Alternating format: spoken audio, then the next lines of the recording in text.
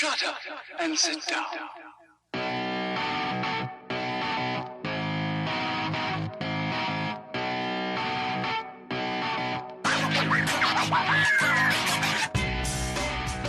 Hello and welcome to This is Ibrox, the interviews. My name is Martin Douglas, and today I'm joined by a man who not only had 2 spells at Rangers and Hearts, but also was inducted into the Hall of Fame.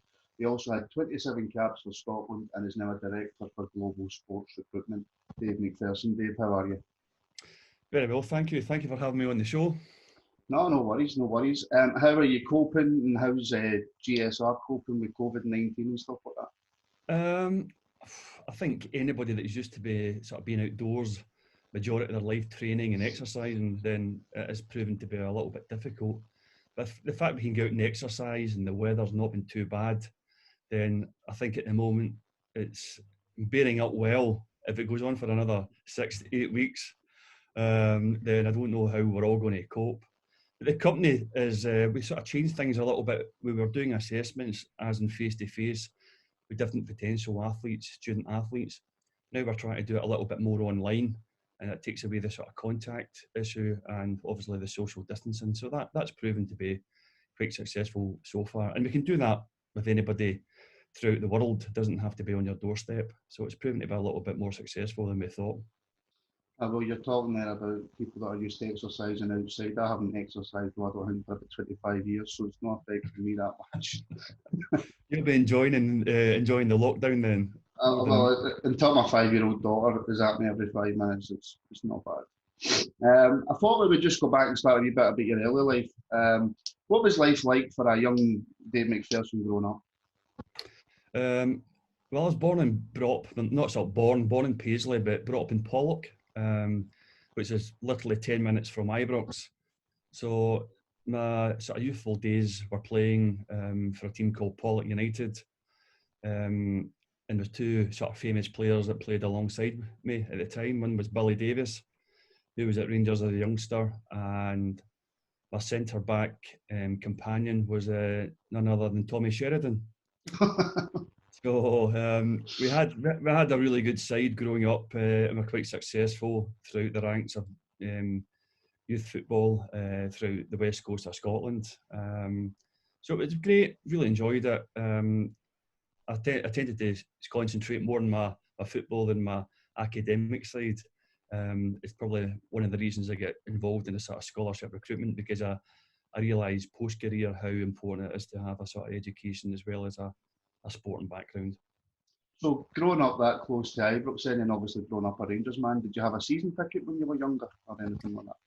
No, my dad couldn't afford a season ticket. I was fortunate enough that I still get lifted over the turnstiles. So they were great days watching players who I admired throughout my youth. John Gregg, Colin Jackson, Tom Forsyth, Derek Johnson, Tommy McLean, Sandy Jardine, Alec Miller. You know, they were all big heroes to me. And I still remember the time they won the Cup Winners' Cup in '72 as a great memory. But throughout my youth, you know, Rangers were the team that I followed. I'm just a wee bit too young to remember the Cup Winners' Cup in '72, I think. See, when you're saying you had played for Pollock, did you play for Gartcosh United as well? Yeah, when I joined Rangers, I was still at that sort of age in between becoming a reserve player and obviously the next step's the first team. So they sort of farmed me out for a few months or even a full season. So I got farmed out to Gartcosh for that season that I joined Rangers in 1980.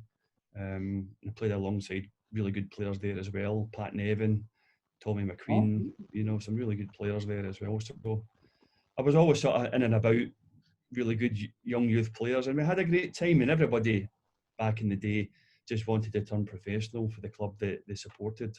Whereas now it's a little bit different. You can move anywhere all over the world. Anybody that's willing to pay money for you.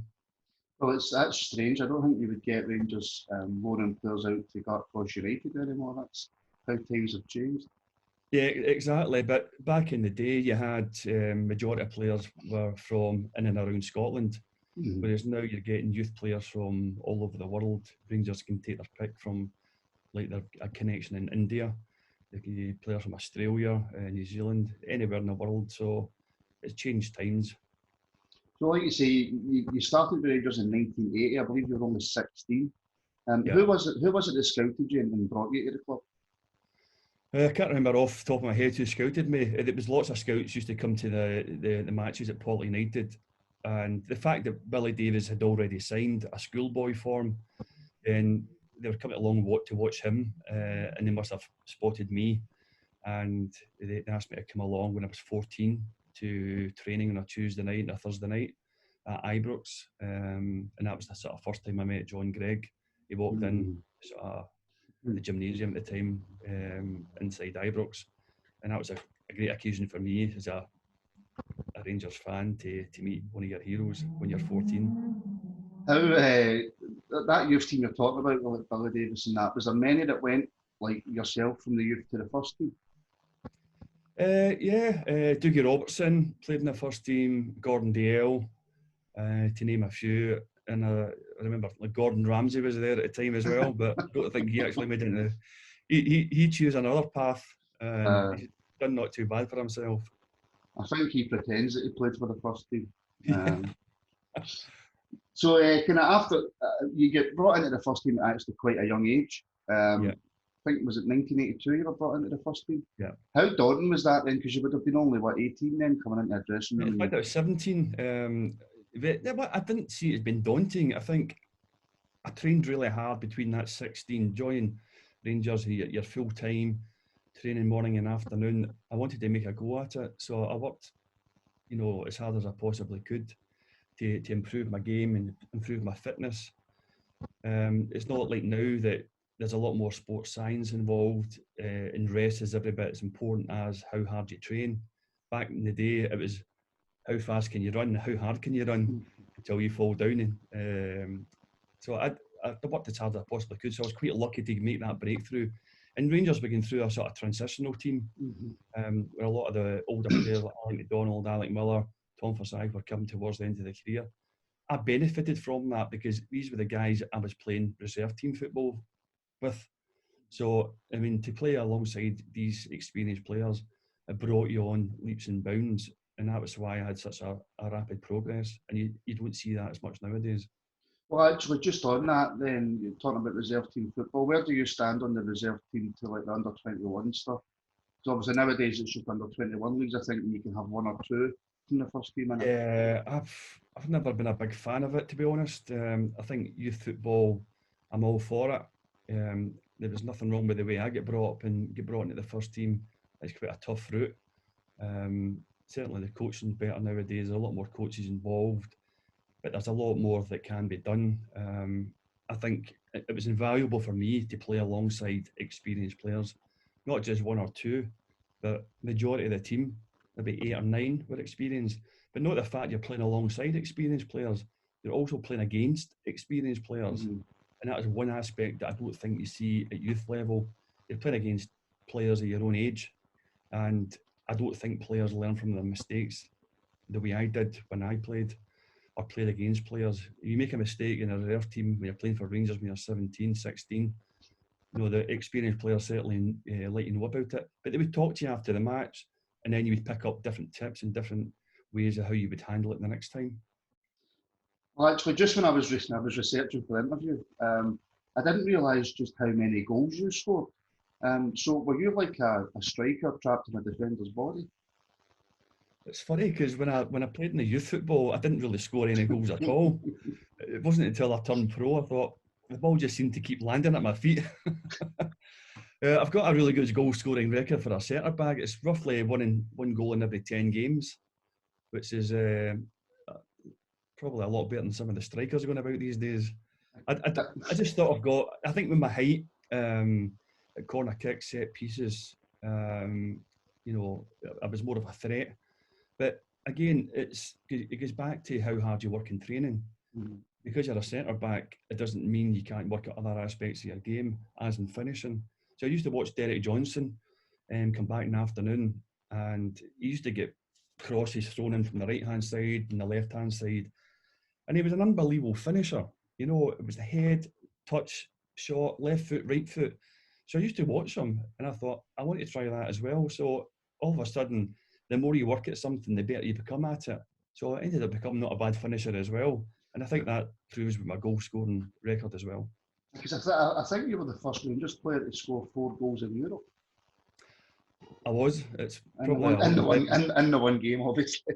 Yes. It's probably some sort of world record for a centre back. I was just talking about that last night against Valletta, and it was my European debut over in Malta, and I managed it, one header, 2 with the left foot and 1 with the right foot. So it's not bad for a centre back. And the one, there's another unique thing about that match was there was a match that took part straight after it, and it was Dundee United against Bohemians. So there was like 2 European matches back to back with 2 Scottish teams in a foreign country, which I don't think you would ever get again. No, So you certainly wouldn't get that with the social distancing. Well, no, but they're talking about bringing it back in Germany, which I find astounding. But just so on your kind of first spell at Rangers, there's a lot of people in their career, they would win 1 league title and 2 cups, and that's all they would ever win in their career. But obviously, for Rangers, in the space of 5 years, that's mediocre, if you like. For you personally, how do you look back at your first spell at Rangers? Well, I think playing for Rangers, I loved every minute of it. The good times and the bad. I mean, you're not going to go through your career. Every game is going to be a great game. Every game is going to be a successful game. So you learn from the bad times probably more than what you do from the good times. But as I said, when I got brought into the team, there was a transition going on within Rangers. There was a lot of successful players who had won 2 trebles. Bobby Russell, great players, fantastic players. We're all come towards the end of their careers. So there was a chance for me to break into the team and establish myself. But because there was other players coming and going, I think that's where the inconsistency was. There was a big changeover. John Gregg left and then Jock Wallace came in. So there was a lot of team rebuilding going on. And to do that with a successful team takes a certain amount of time. It doesn't happen overnight, even at a club like Rangers. No, that's true. And then obviously Souness comes in and you're sold to Hearts. Now, was there any part of you that felt hard done by that Rangers let you go? Do you feel you should have stayed? At the time, yeah, obviously. I mean, it's your team you've supported as a kid. We won the league that year. I played the majority of games, scored a lot of important goals. It was the last thing I thought was going to happen. And I basically got a telephone call out of the blue to say, it was Graham phoned and said, Hearts have put an offer in for you. I've accepted it. I think you should go. That was basically it, the telephone call. So it was just after coming back my summer holidays. I was looking forward to starting back pre-season Rangers again. So it was a bit of a shock, but I had to make a decision pretty quickly to say, do I want to stay at a club that the manager doesn't want me and I'm not going to play, when I want to be at a club that I want to play and the manager wants me? So fortunately enough, I went through and spoke to Hearts, and it's 2 Rangers legends. It's Alec McDonald and Sandy Jardine. So, it was an easy decision to make. I know that what they wanted to do at Hearts, and the sort of Rangers blood in them, how they wanted to play, train, and rather than look upon it as a step backwards, I looked upon it as a step to the side to rebuild and progress. You hear quite a lot about playing for Rangers. There's a lot of pressure on the players. Every game you've got to win, every tackle you've got to win. Was it the same then? You're saying with Sandy Jardine, when you went to Hearts, did you have the same feeling, or was there not quite the same pressure on you? The same pressure, obviously, from the management. Obviously, Alec and Sandy, they were fit as anything. Even when they stopped playing, they're probably 2 of the fittest players that I've ever played with. So that you had that same pressure from them as a manager, and that's what I wanted.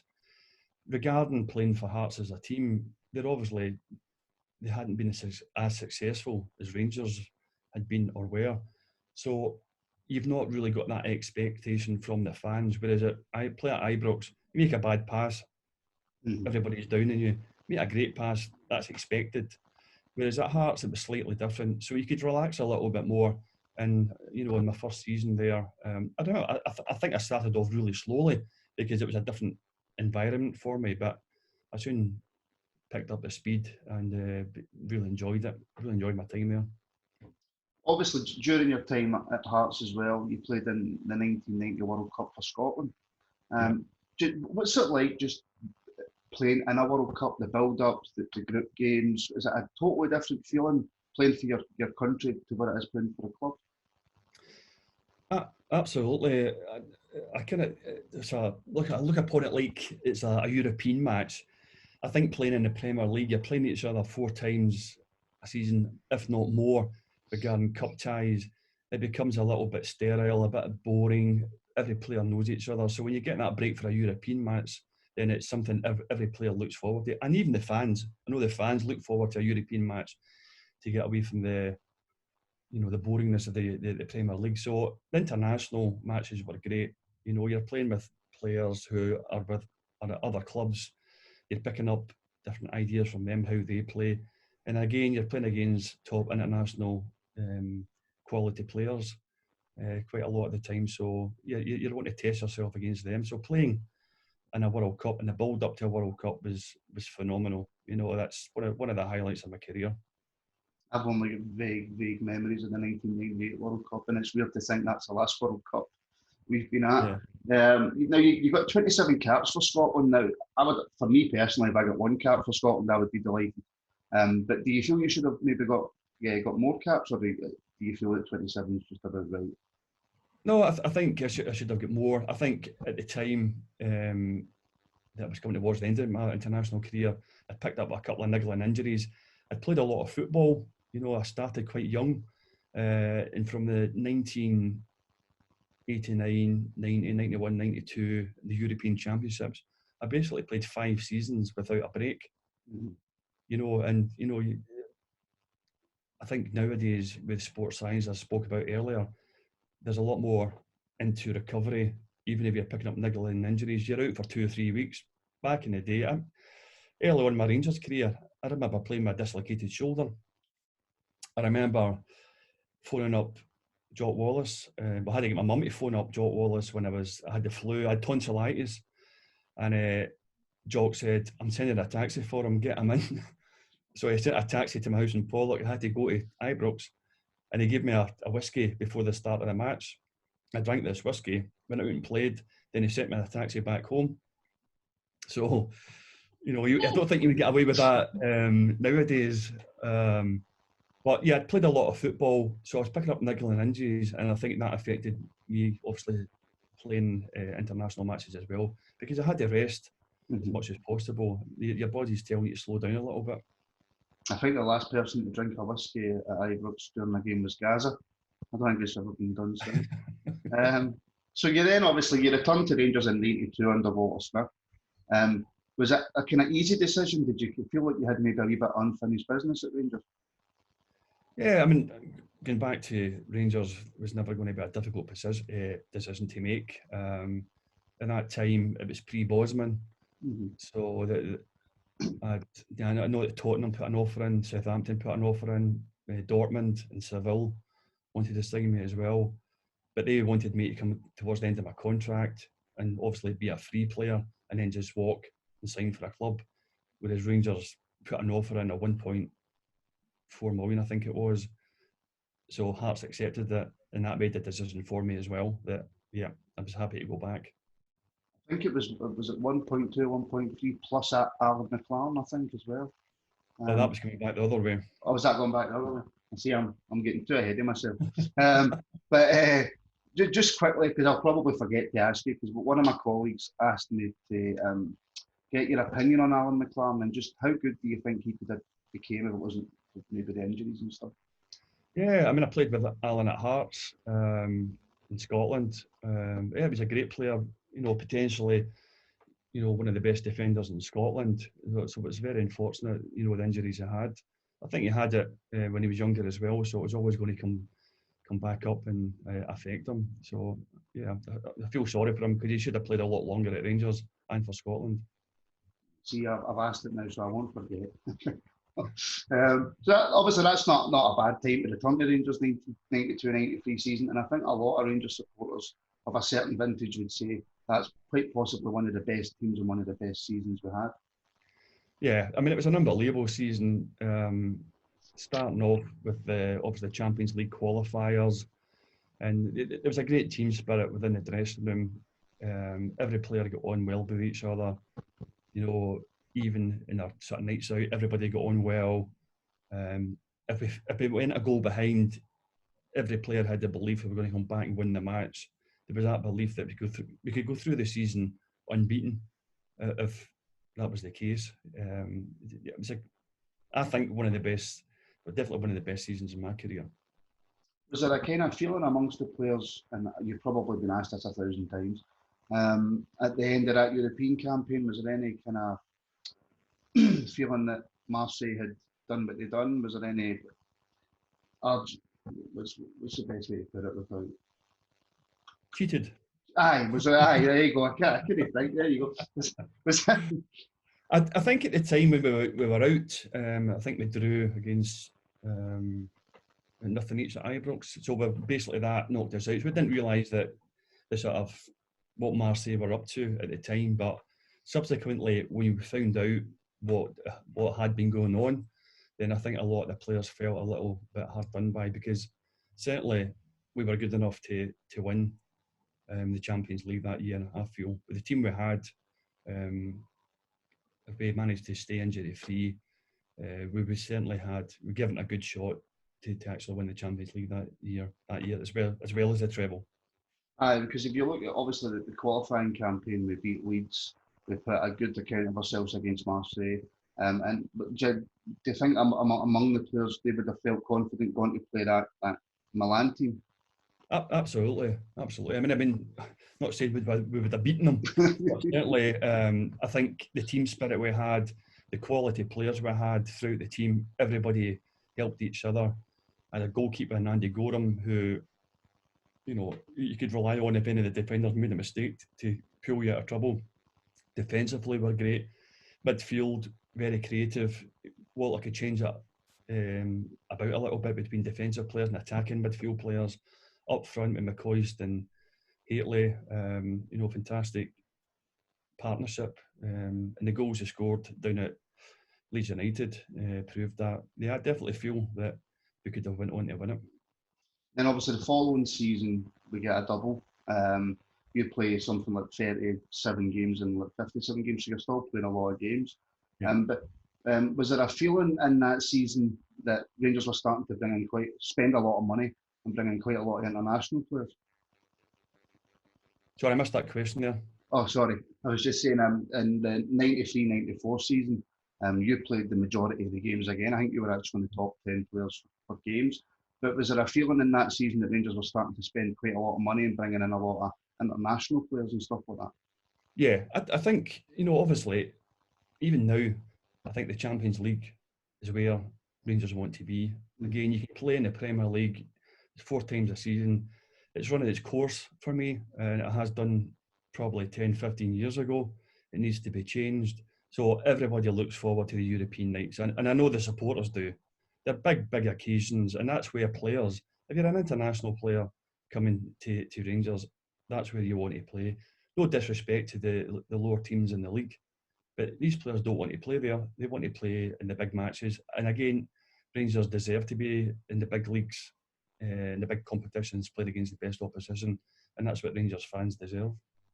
I think a lot of fans as well would say that apart from 92, from kind of 93 onwards, Rangers didn't really do that well in Europe.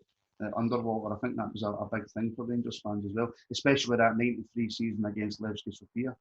Yeah, I'm surprised at that, because they certainly had enough quality in the players they were bringing in. But if you look back, I think other European teams were strengthening as well, so they were getting better. And I think I'm go back to what was affecting Rangers more and more was playing in the Premier League 4 times a season against these teams. Good teams in Scotland, but I think maybe you're going from one level to a really high level, it gets more difficult to adjust after time. So just quickly on that then, on the leagues, did you feel when you were playing that playing teams 4 times a season was just too much? I never enjoyed it. I don't think there's any player that enjoys it. mean, I think in the 92-93 season, I'm sure we played Aberdeen 7 times. You know, and that's why you get these little niggles they go on throughout the season, and it takes away from the football aspect. The games become boring. You know, you cancel each other out, especially when you get to the turn of the year, January, February, but the pitches aren't that great. You get a lack of quality of football, and I feel like the Scottish fans are getting cheated because you're paying good money and you want to see good quality players deliver good quality football. And I think when you're playing each other 4 times a season throughout the winter, I don't think you get that. I think that was just purely brought in for 4 Old Firm games, and I think that Scottish football still hasn't recovered, because we had this discussion on the podcast about league reconstruction, because there's chat about it just now. Should we go a 14, or maybe a 16? But I don't think Scottish football will change it to anything other than having 4 Old Firm games, and I think that seriously hurts the Scottish game. Yeah, I agree with that. Entirely. I mean, the league needs restructured. I'm not going to say I've got the perfect answer for it. I don't think anybody does.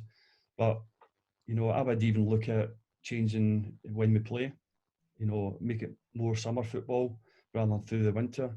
I think when you play in better weather, the players enjoy it more, the pitches are better, lighter nights, the fans enjoy it more, and you get a better quality of football. And if you're paying money week in, week out, or season ticket money over the year, you want to see quality football. I don't want to go to a match in January, February, December when it's blowing a gale, it's dark, it's wet, it's windy. Nobody likes that. Nobody likes that. I know it's character building back in the day, but there's only so much of that you can do.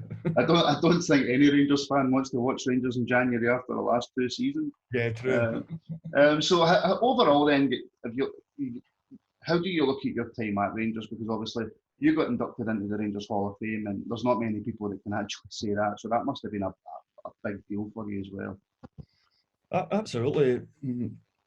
For a boy growing up in Pollock, you know, a Rangers fan, my brothers, my dad was a Rangers supporters, a lot of my friends were Rangers supporters. It's a tremendous honour, and one I don't take lightly. It's a fantastic achievement for me and my family. And I loved every minute I was at Ibrox. You know, if I could have spent the whole of my career there, then great. But maybe I wouldn't have been the same type of player. I think when you move to different teams, you become a slightly different player, a better player as well, by playing different styles. Even when I moved to Australia, I picked up different things. You never stop learning football, but my time at Rangers was unbelievable. You know, I loved every minute of it. I asked David Robertson the same question, but obviously when you're there and you're in amongst the 50,000 supporters and you're playing and maybe you're not having a good game or you're having a good game, is it enjoyable to play at Ibrox, or does the pressure just make it unenjoyable if you get what I'm trying to ask? Yeah, I think when you walk out on the pitch at Ibrox, you have to blank that out. You know, and that's the hardest part when you're a younger player. It's developing that. And that was the benefit of me playing, as I said earlier, in the reserve team football with experienced players. You learned of them, you picked up what they were doing. You make a bad pass, you just need to lift your head and get on with it. You know, you make a mistake, you lose a goal. You're at Rangers, you're going to get stick for it. You know, you have to be a man about it. You can't just bury your head in the sand. You get on with it and you make the next pass better. That's how you're brought up as a Rangers player. You know, if you're going to sulk about it and let the fans get to you, then you're not a Rangers style of play. So if I can compare maybe your first spell to your second spell at Rangers, what was it like being out about in public and stuff? Obviously in the early 80s, when you were playing for Rangers, could you just walk about the town and do what you needed to do, compared to maybe in the 90s when it was a bit more, because there was a bit more money in football then? Yeah, I think my early days, I didn't go out, so I was more like total pro and just wanted to train and play. I remember my first team game at Ibrox.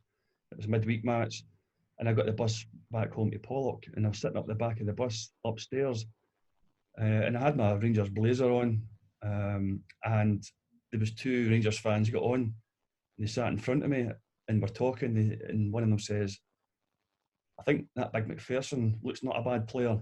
Another one says, nah, I don't think he's going to do any good. So I'm sitting there behind him like, oh, this is what you're going to have to get used to. You know, opinions in football vary greatly. But going about the second spell, again, I very rarely went out unless you were in the sort of group with other Rangers players and it was an organised one. In the rare occasions you did go out, then you had to get used to people coming up and interrupting your dinner and saying, can you have an autograph or a photograph? That's part and parcel of being a football player in Glasgow. And if you don't like it, then you shouldn't be at Rangers. Do you ever get used to that though? I mean, I think I've got 500 Twitter followers, right? So I'm getting there on the celebrity scale. But do you ever get used to just random people coming up and asking you for an autograph or a selfie? Or...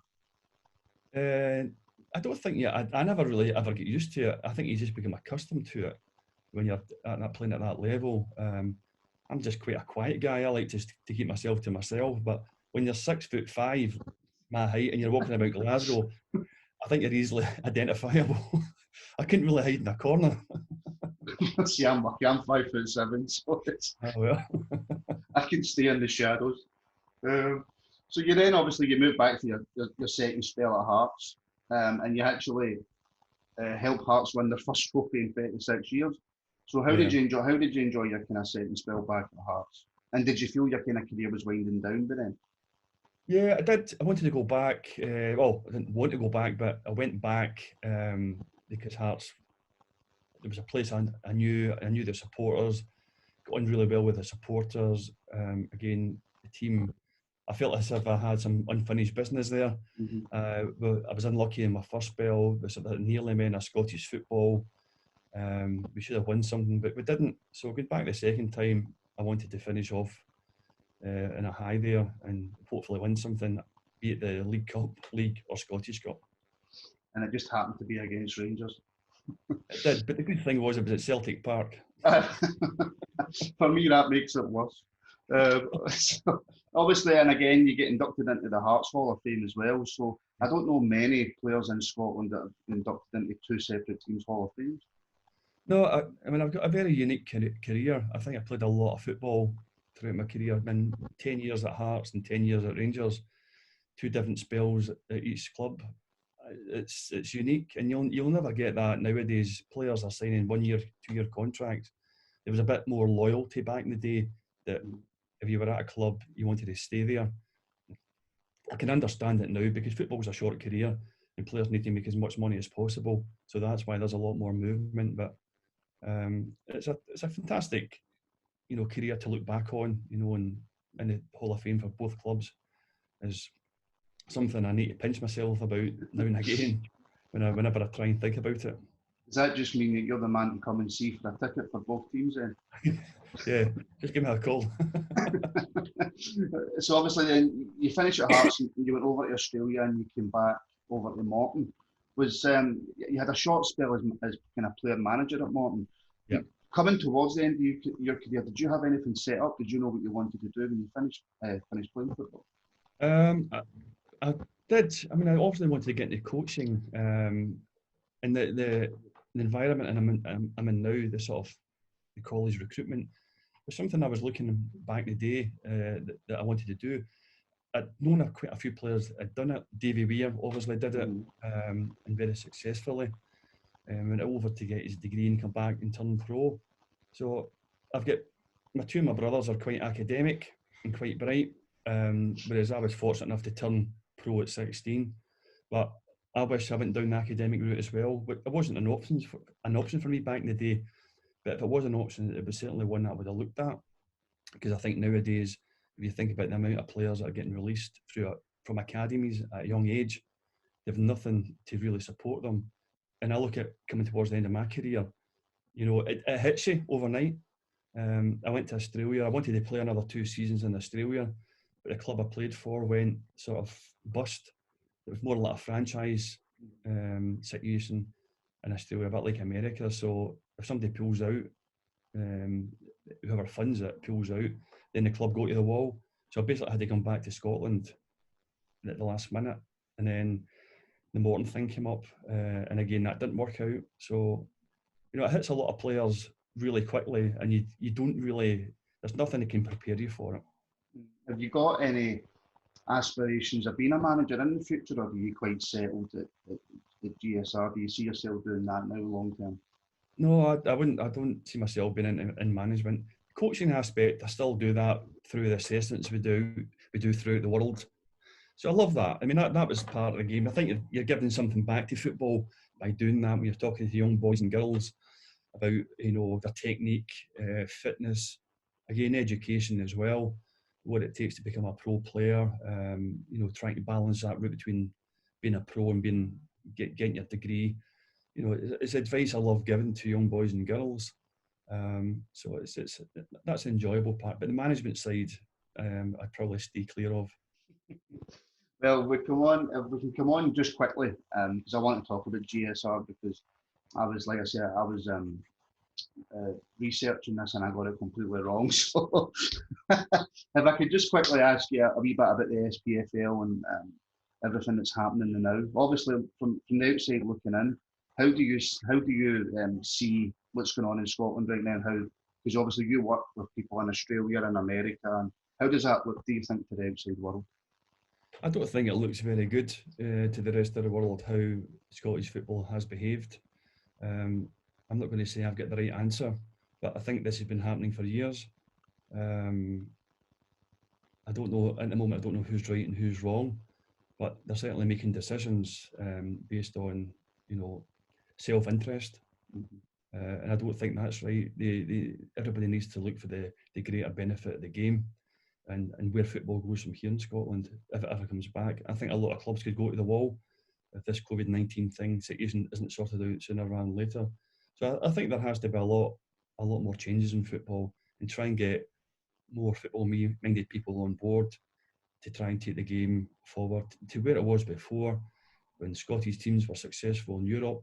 Scotland as a nation was qualifying for big competitions.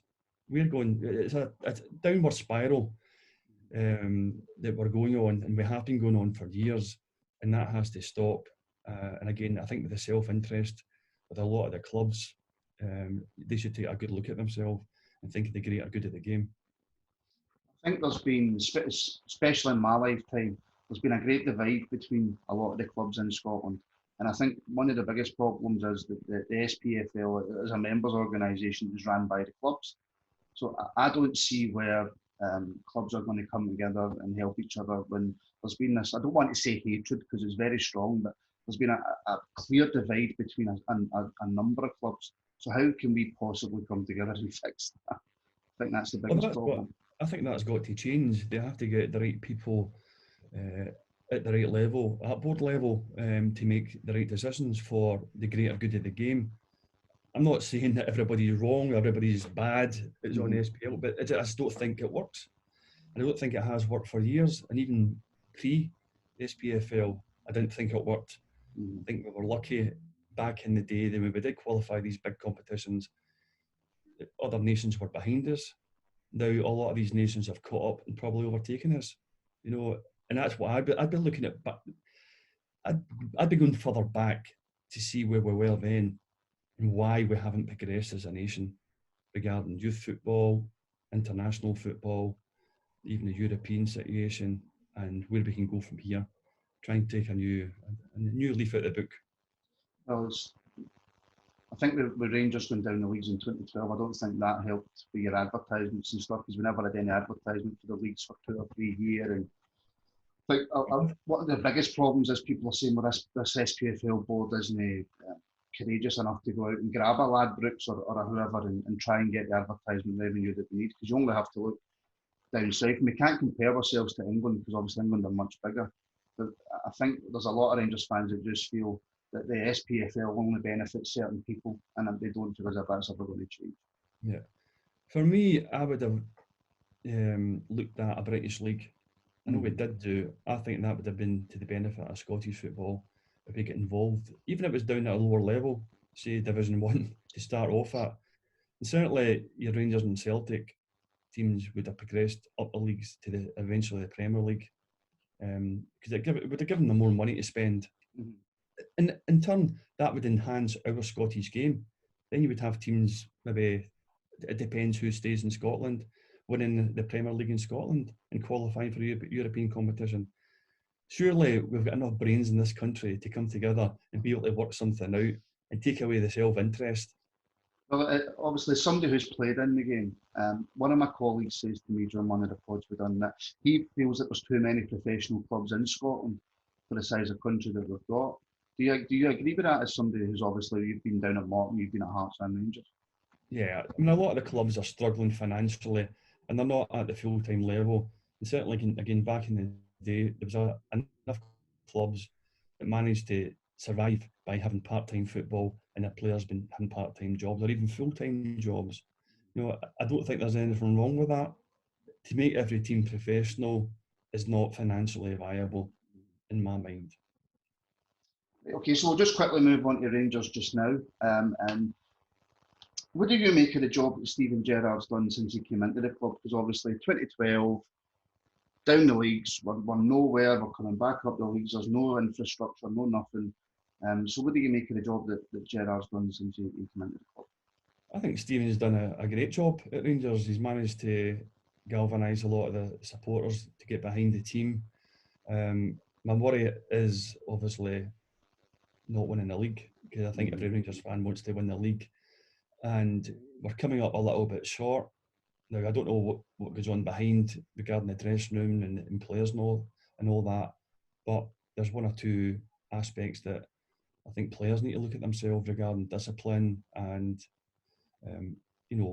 the big games. When it comes to the big games, they need to do a little bit better. And the worry is, over the past couple of years, is after this sort of winter break, we seem to have come back and been a completely different team. And we need to really get our finger on that. That can't just happen. As an ex-player, can you explain that? Because if it only happened one season, then you can maybe put your finger on it and say maybe a couple of players didn't come back in the best of shape, or the form, or whatever, or a mentality problem. But 2 years in a row, do you have to look at the manager for that, or is that just solely down to the players? I think you can't individualise it. I think you need to look at it as a group thing. Everybody has to take a look at themselves and say, why is this happening? It's happening a couple of years in a row. So is it a case of Rangers finished off strongly towards the start of the winter break, and then players to maybe take their foot off the gas, become a little bit complacent maybe? I don't know. I wouldn't like to think so. But the facts are there. They've come back and they've not did as well as what they should have done. I mean, Rangers have got a team more than capable of winning the league, and they should be winning the league. But there's that sort of 5% that's just missing at the moment. And it's a thin line between success and failure when you're at that level. And we are just at the other side of it at the moment. I think you've seen from the League Cup final, they just hammered Celtic for 90 minutes and Celtic just got that goal. But it just shows you that the gap has closed. Well, that's a perfect example. And cup finals can go either way, but they proved on that day that they battered Celtic and they should have won it. So when you take that into a sort of league format, then if they play like that every week, they'd have won the league. Mm-hmm. Won the league. It's inconsistency is the problem. Right, so coming to global sports recruitment, for anybody watching or listening who hasn't heard of it, could you maybe tell them what it is and what your role is in it? Okay, so I'm a director of global sports recruitment, along with my two colleagues, John Crawley and Simone Enrici. We started the company 4 years ago. We've all worked in the sort of industry for over 10 years.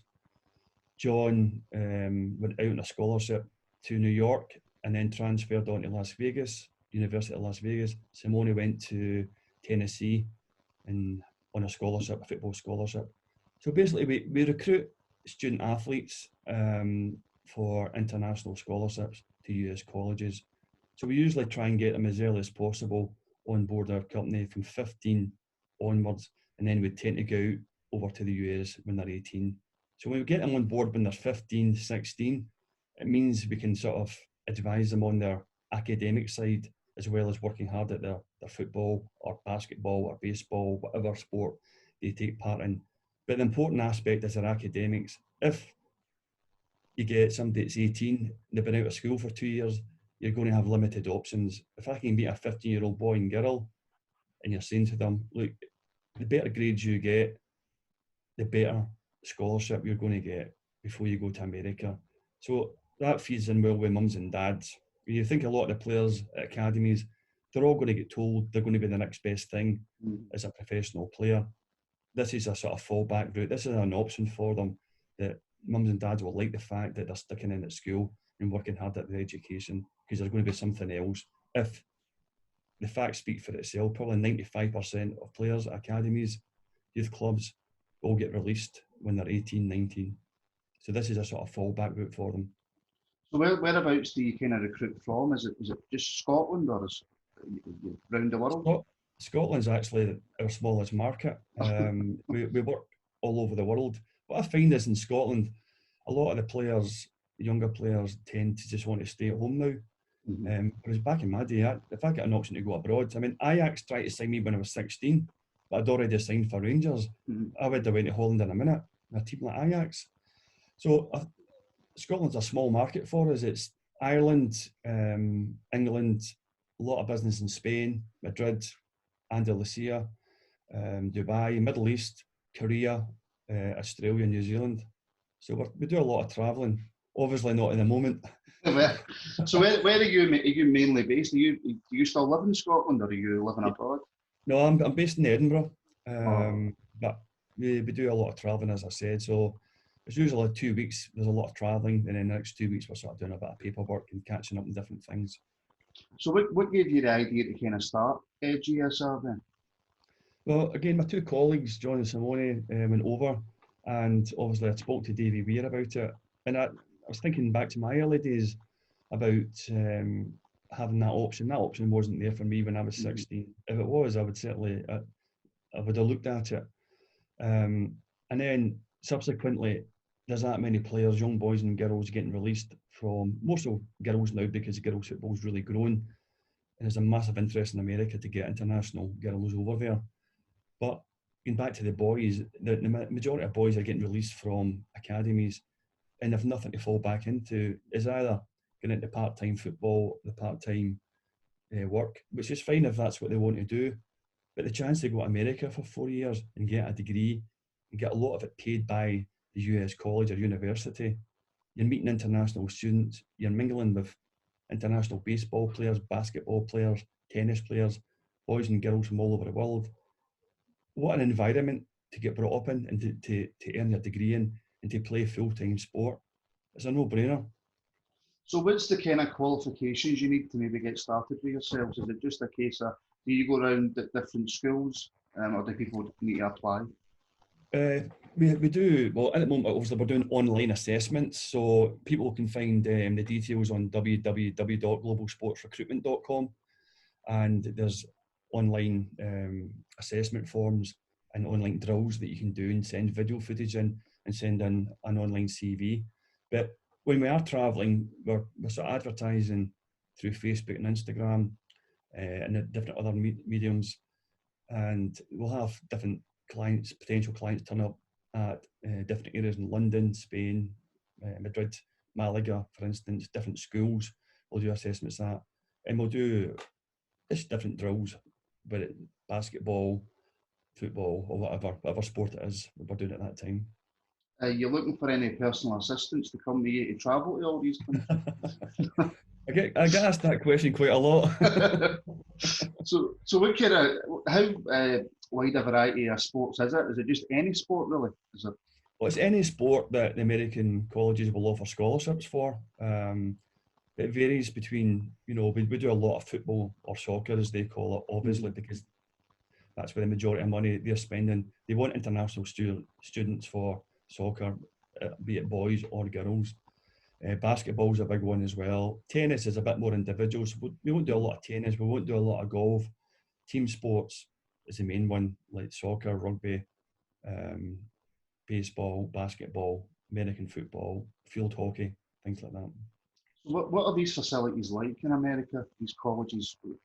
Because I've seen a few, obviously, I've seen it on the TV and stuff. You see a lot of scholarships seems to be the main way to go for folk in America that don't have any money. and they go to these colleges and they look vast and amazing. So what exactly are the facilities like? Well, they can outstrip a lot of the professional clubs in the UK and all over the world. I mean, some of the top colleges in the US, you've got stadiums that have got 100,000 seats in them.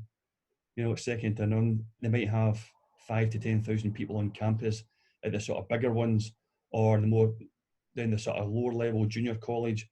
It might be 1,000, 2,000. It just depends how academic the student is and what sort of scholarships they're handing out. But the facilities are second to none. If you go into a bar in America and you're sitting at a sports bar, it'll be college sport that's on. Mm-hmm. You know, very reliable. You get the MLS or SPL or EFL on. It's college sport. And you'll see them all sitting there with their college shirts on, supporting their college team. I know it's weird that, because I've seen like the NFL on TV and stuff, because obviously the NFL is their biggest sport, and you think it's the main teams, but it's not. It's the college teams. Absolutely. I just think that's mental. It is mental. Yeah, it's massive money they pump into college sport. It's a $1 billion industry, and that's why they've got all the money to spend on scholarship. So America's, are they really focused on putting a lot of money into their sports? Are they taking their sports really serious? And I mean, more so their international sports, like they call it soccer. I hate that word, but like football and stuff like that. Well, if you think about the majority of athletes that turn pro in America, they all go through this college system. So it's there for a reason. I mean, you're a full-time student, you're a full-time athlete. So everything's full-time. You know, you're working non-stop at getting your degree, keeping up your C grade average, but also full-time sport. So it's a great environment to get brought up in. We find a lot of students that we send out there, they mature really quickly, but they absolutely love the experience. Okay, so just before I let you go, David, and thanks very much for coming on, I really, really appreciate it. Just a couple of wee quick fire questions, bog standard questions. Who was the best player you played alongside? Best player, I would have to say, is David Cooper. What was your favourite strip? See, I thought I'd get you with that one. God, there's that many. Paul? I would say the first Rangers strip I ever put on. No, see, that's a cop-out answer. And what was your favourite game you played in? For Rangers? Yeah, well, for anybody. I'll go for Rangers because I think it was there was so many big European ties, but I think the Leeds United match down at Leeds, where we beat them 2-1, because they had some team, Cantona, Strachan, McAllister, so many good players playing for Leeds at that time, and to get down there and beat them 2-1 when we had about, I think, 5 fans in the stand, maybe more. I don't know how they got tickets. I think that season, that game just showed how strong that team was that season, because they were like you said, English champions. They were a phenomenal team, and we beat them home and away. Absolutely, and that gave us the belief to go through that season that we've got something going on here. That there's a belief that we can go on and win everything here and do really well. And we get 2 results like that, sort of back to back against top quality opposition. It builds everybody's confidence up, and it gives the fans a belief as well. So that's when you get a great start to the season like that, everybody's on a sort of roll. Right, well, Dave, you've got my number if you need a personal assistant. Thanks very much for coming and talking to us today. You're welcome. Thanks.